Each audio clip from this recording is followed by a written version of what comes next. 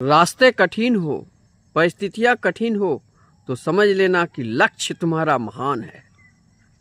और मजबूत लक्ष्य के लिए इंसान जब चलता है तो रास्ते में बहुत सारे कठिनाइयाँ आते हैं, बहुत सारी परेशानियाँ आते हैं, लेकिन तुम्हारा आत्मबल और भरोसा खुद पे अगर मजबूत है तो तुम्हारी परिस्थितियाँ खुद ब खुद बनती चली जाएगी और तुम्हारे सारे रास्ते, कठिन रास्ते सुगम होते चले जाएंगे और तुम अपनी लक्ष्य की ओर पहुँचते एक दिन अपनी लक्ष्य तक पहुँच ही जाओगे। चाहे वो भक्ति मार्ग हो, चाहे वो किसी भी प्रकार की तुम्हारा लक्ष्य हो। और एक बात याद रखना कि जीवन में अगर जिस व्यक्ति का कोई लक्ष्य नहीं हो वो ज़िंदगी बेकार होती है।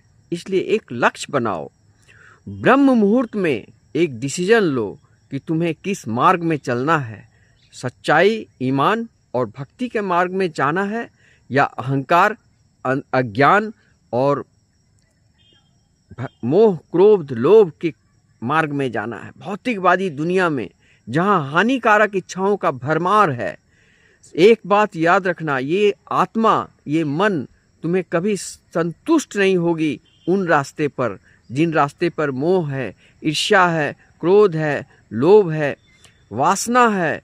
शुद्ध शाकाहारी भोजन नहीं, तामसिक आहार करते हो, मांस मदिरा खाते हो, वो जो तामसिक विचारधारा, तामसिक मानसिकता में जीने वाले लोगों को कभी भी मन के अंदर शांति नहीं मिलती है और तृप्ति भी नहीं मिलती है। अगर सच्चा परम आनंद चाहते हो तो तुम्हें भक्ति मार्ग में आना होगा। श्री कृष्ण गीता में ये शुभ संदेश दिए हैं, महान संदेश दिए हैं कि कर्मण्य बाधिता रस्ते माँ फले सुखदाचना। कहने का मतलब कि कर्म किए जाओ, परिणाम का चिंता मत करो। कर्म इस प्रकार करो कि तुम्हें परिणाम अच्छा मिले। ऐसा कर्म करो जिसमें मन, कर्म और वचन, ये तीनों इतना पवित्र और शुद्ध हो और मजबूत हो कि तुम्हारी हर इच्छाओं, हर लक्ष्य की प्राप्ति हो। चाहे वो छात्र हो, किसान हो, बिजनेसमैन हो, जो भी हो, जिस कार्य को करने वाले कर्मचारी हैं, कर्म ही श्रेष्ठ है। सकल पदार्थ ही जग माही, कर्महीन नर पावत नाही। कर्म ही भाग्य विधाता है और इस जगत में सारा पदार्थ मौजूद है, मगर कर्महीन के लिए कुछ नहीं है। यही संत तुलसीदास ने रामचरितमानस में बताए हैं, जिससे ये दुनिया का एक महान संदेश है।